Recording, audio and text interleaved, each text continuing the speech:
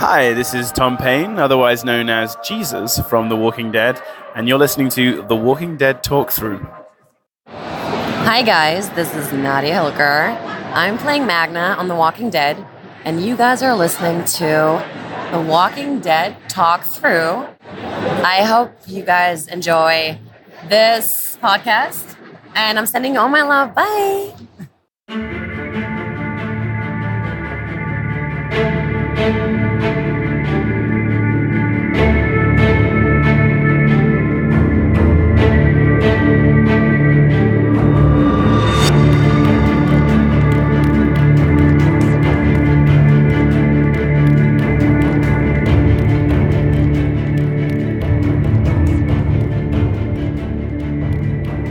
Hey, survivors, and welcome to episode 99 of The Walking Dead Talk Through. I'm Brian.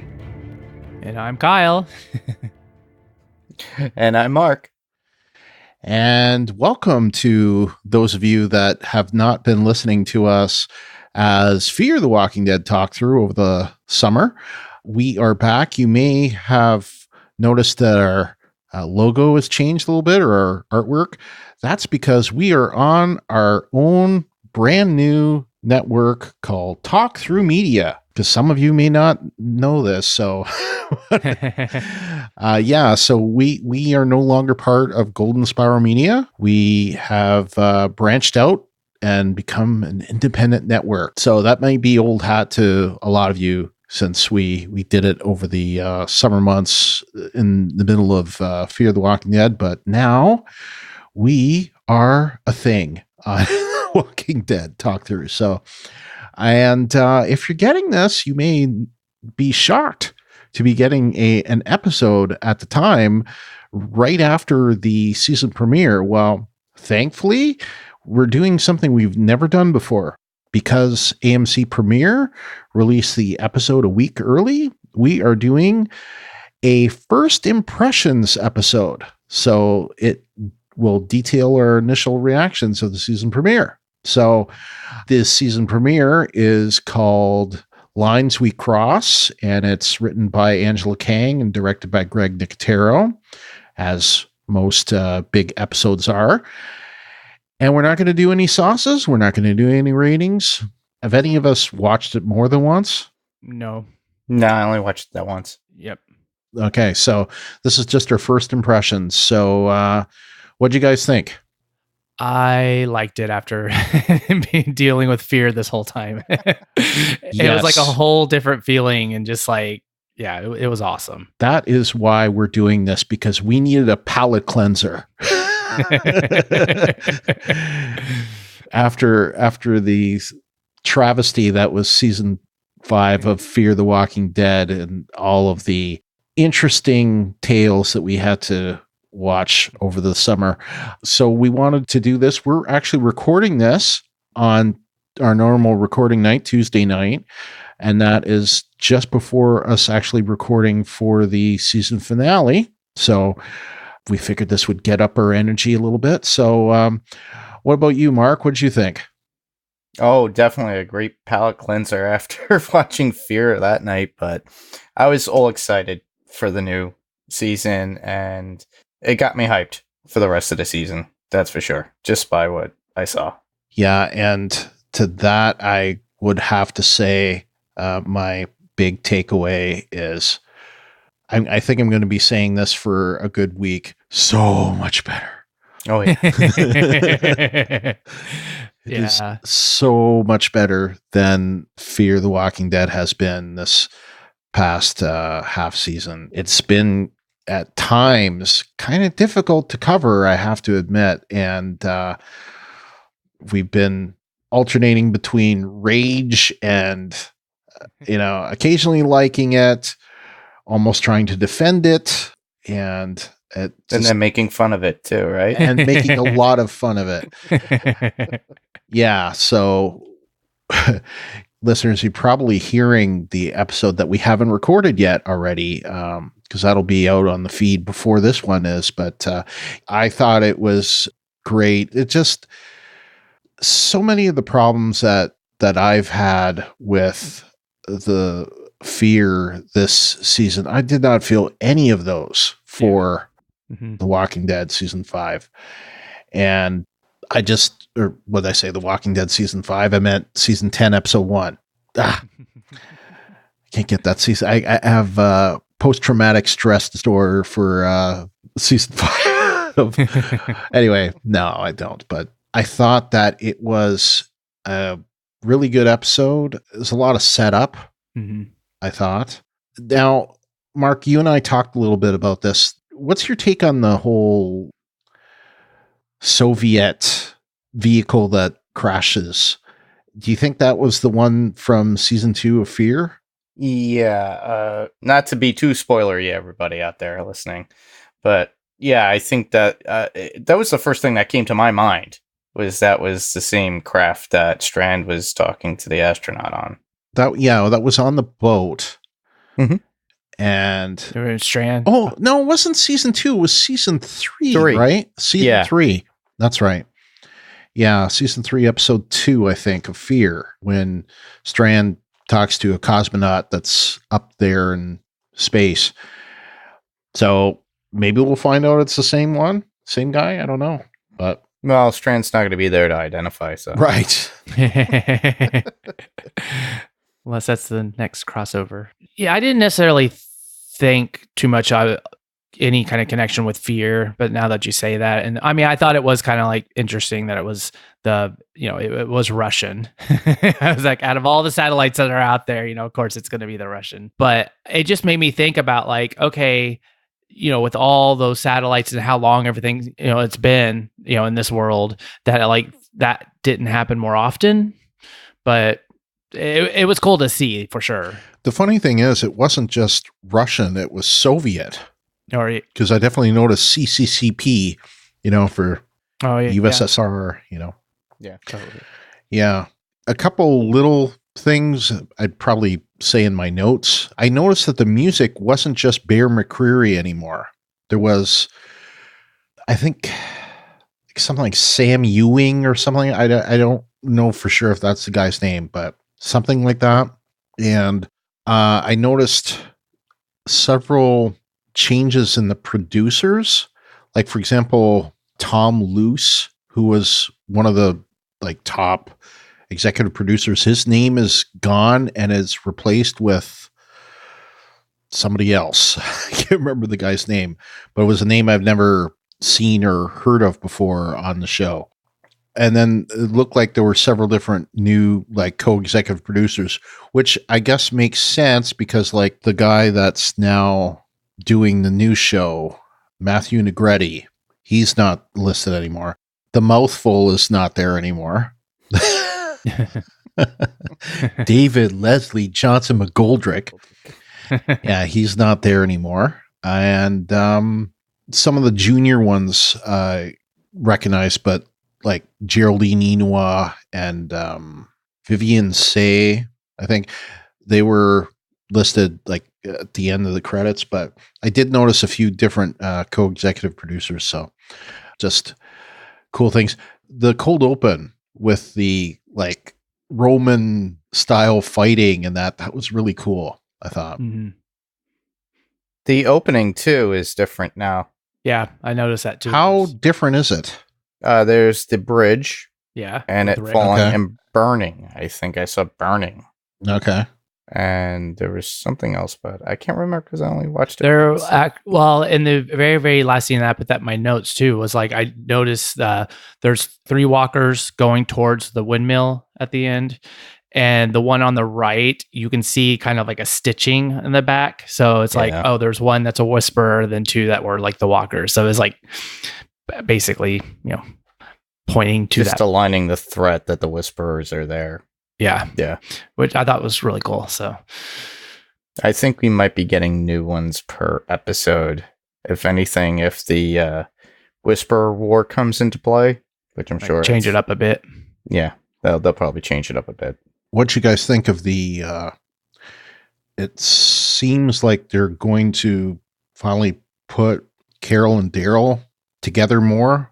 Makes me wonder, we know that Lauren Ridloff is now in Marvel. was she an Eternal? So I'm wondering if she's going to die soon.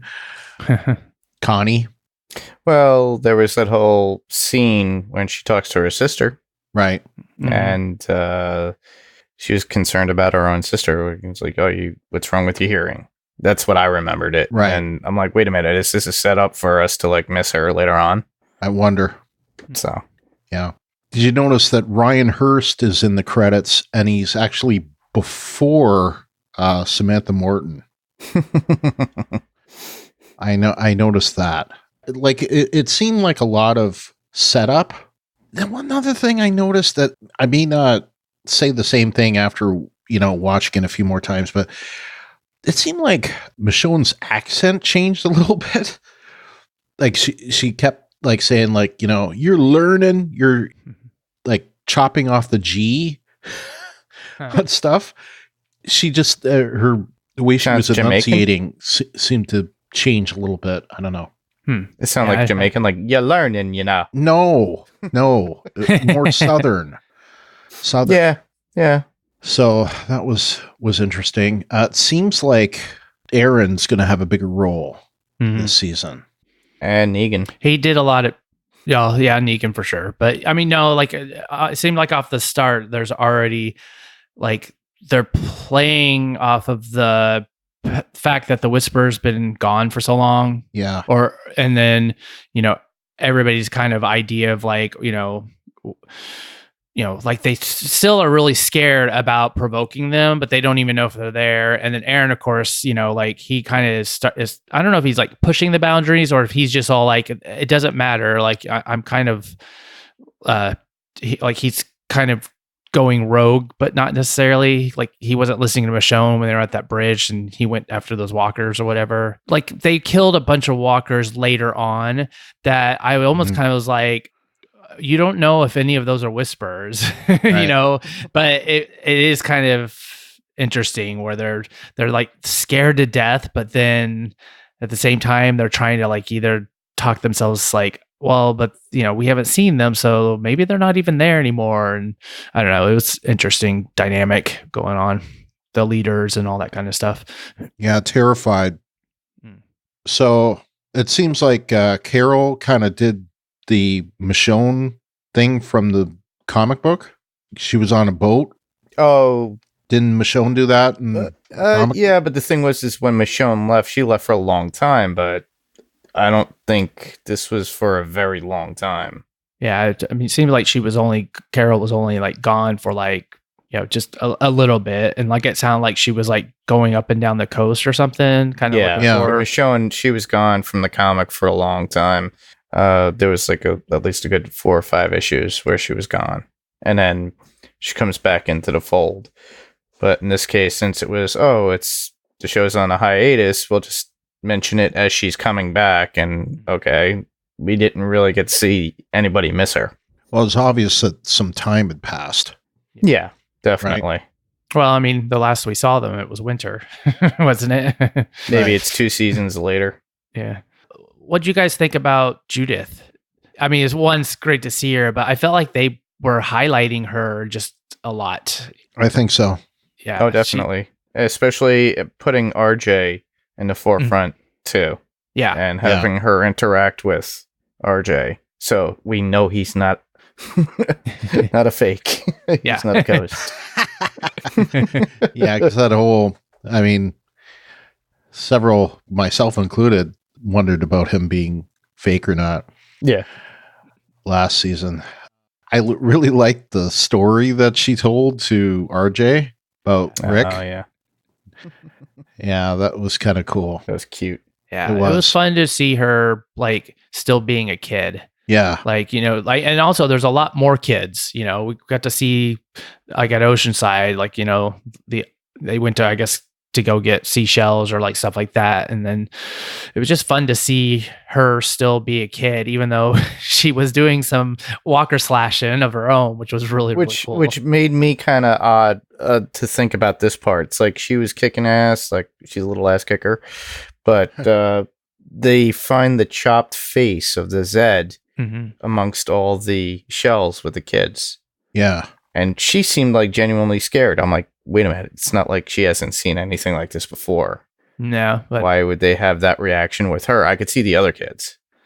well, I mean, I guess it's just, Judith, depending on how much time has passed, there's just that inherent fear among the group in general about like these people are, bad news. And I think, Judith, even though she's a kid, she's definitely kind of, she's Rick Grimes' kid. She's Right. she's like the king's, like princess child, or like whatever. So it's like her status is like much more elevated than the rest of the kids, and I think she kind of knows that she's kind of got some importance in that way, which is why I think they let her use her little mini katana and kill, at the whole like Roman battlefield that they were doing. Well, that wasn't Shane's kid or Shane's kid's response. I don't know. I'm concerned. Good old Shane's kid. Yeah. So, anything else? First impressions, thoughts? I thought the one thing after watching Fear was they obviously have a much bigger budget because everything looked so amazing. Like and clear. Yes, and clear. Like the walkers, like at the very beginning, looked amazing. It was just so these waterlogged, and like even that one that came out at the beginning that had that tree trunk or whatever stuck in them. I was sitting there going, "Oh, it's like night and day." I wasn't going to bring this up, but since you brought up the look, did it look like they maybe changed to film and digital? Film and digital. Yes. It definitely, I didn't see the graininess that I've been used to on The Walking Dead. So mind you, I only watched it on my phone, so I couldn't tell, but even on my phone, it seemed to be a lot clearer. Mm. Yeah, I thought the same. It was like, not that I like know exactly film wise how they do stuff, but I mean, it did seem like it had just like a different kind of not a filter, but just a look. And so, yeah, and I thought it was a lot clearer. Yeah. And I think I did notice a new director of photography, a name I'd never seen before. I'll have to look at that stuff a little closer for our next recording, but that was the one thing I noticed. I noticed a lot of names I've never seen before on the list. And right away, the graininess because The Walking Dead now, Fear has been on digital the whole 5 seasons, but The Walking Dead's been still shooting on 16 millimeter film.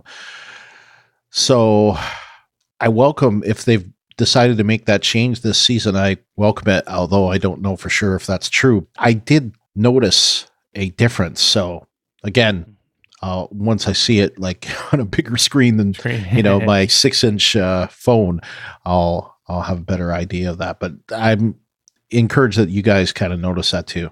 Yeah, I will only give it one like mark. Okay. Just from the first time I saw it, it was the deer. Because if you watch it, it like has like, I noticed around the edges just for a split second, the deer just kind of had this like very like, oh, that's fake. And I don't know if it's just the show and they just don't know how to do deer, but it was it was much better than the child's like attempt at it. So it could have potentially been a bad deer. Maybe it might have could have two bad deers. But I noticed it right off the bat. I was like, oh, yeah. CG deer in the new filming category at this point. I wouldn't be surprised if it switched completely to digital now. Now that they got new producers, new camera people, and I think it's the way everything's going now. It may be even cost prohibitive to keep doing it with film. So, like all the shows, in fact, most of the movies these days are shot on digital. So it just makes sense to transition. I'm surprised they haven't done it earlier than this. Okay, so final thoughts before we talk about it in more detail in, next week. Mark? I'm just glad it's coming back. Me too. I'm just glad. I'm happy. Me too. It's a breath of fresh air after dealing with Fear all summer, and it's been way too long. Yeah, and I have enough what sauces and weak sauces to talk about tonight that I could practically open up a a sauce company. Yeah, and on the whole, although, like I say, this is just on first watch and only being able to watch it on my phone. And last season was kind of tough for me, Mark. You know this, but I didn't take Rick, going off the show too well, and because he was always my favorite character, and it took me a while before I started getting used to it. And I didn't exactly like the season finale, if you recall. Yeah, they should have left it off to the second to last episode and left it at that. Yeah. But I'm very happy to see it back and looking forward to covering it over the next couple of months.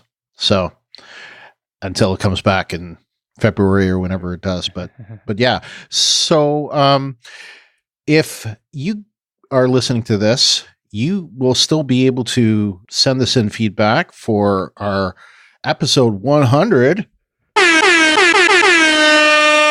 which is the longest time to get to 100 in the history of podcasting, because, of course, our Fear episodes are named separately.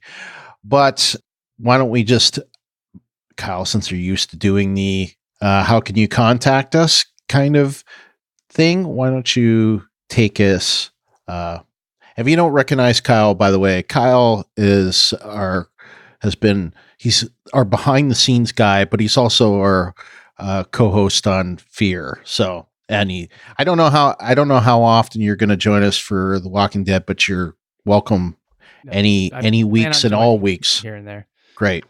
All right. So anyway, how can people get a hold of us? Well, the best way to interact with us is we encourage you to first follow us on Twitter, and you can follow us at Walking Dead GSM.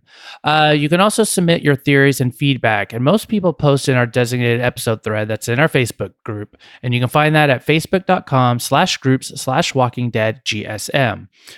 We also like to encourage you to use our new email addresses, and the first one is walkingdead@talkthroughmedia.com. That is our new network email for this show. So you can send everything there. And also the one we've always had, walkingdeadgsm@gmail.com. That still works. We get everything pretty much through them all. We've got them all linked up. So as long as you're sending to one of those, we will get your feedback. We also on our site have a new feedback form, and it is at talkthroughmedia.com/feedback.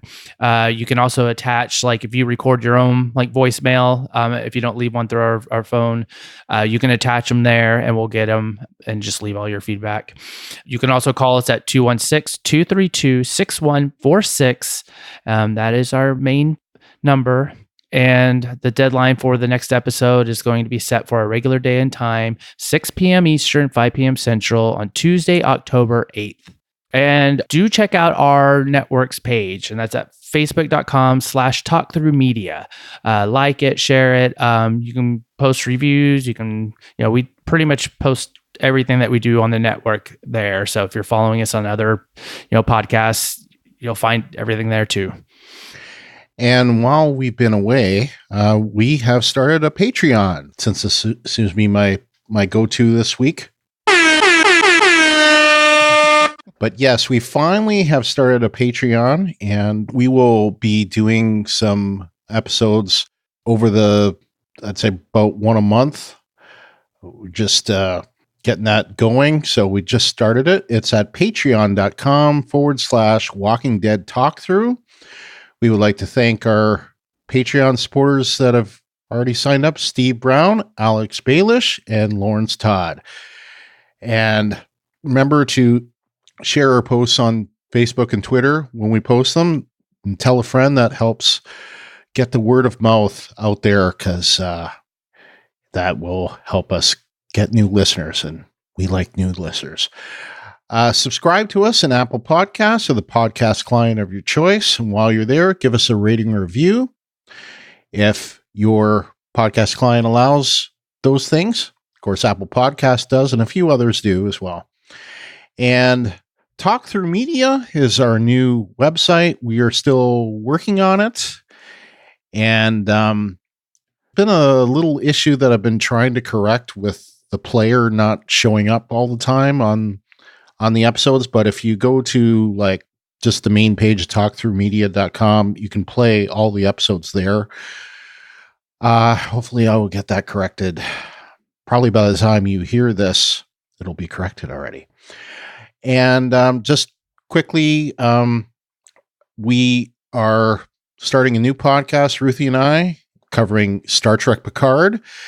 And that you will also be able to get on the website. In the first episode, we will be recording an episode Saturday night after the announcements from New York Comic Con. So our first episode hopefully will be out sometime next week. So, and then of course, Star Trek Discovery podcast as well. We'll be releasing that episode that Ruthie and I record Saturday night to both podcasts. And we're looking forward to that because Picard has been a big part of my life. as it has all. But anyway, Mark, Palos Pixels. Oh yeah, Steve and I will be finished up with Preacher. So the season finale hit, and we are happy with the outcome because it was another palate cleanser after Fear. We had a great time. So actually, we're recording ours this Thursday, so we're doing this on a Tuesday. So yeah, right now, so Steve and I haven't had a chance to actually record yet. So, but after that, we'll do a movie review. I already spoke about The Crow, and then after that would be The Watchmen on HBO. So if you would like to get in feedback for this episode, season 10, episode 1, Lines We Cross, you will be able to get that in by Tuesday, 6 p.m., like we said earlier. And we will do an episode covering your feedback and any reactions that you have to this episode or the Fear season finale episode on that episode as well. So get your feedback in, but you'll get a double shot of us this week. So until next time, I'm Brian. And I'm Kyle. And I'm Mark. And this is The Walking Dead Talk Through. Good night, everybody. Good night. Good night.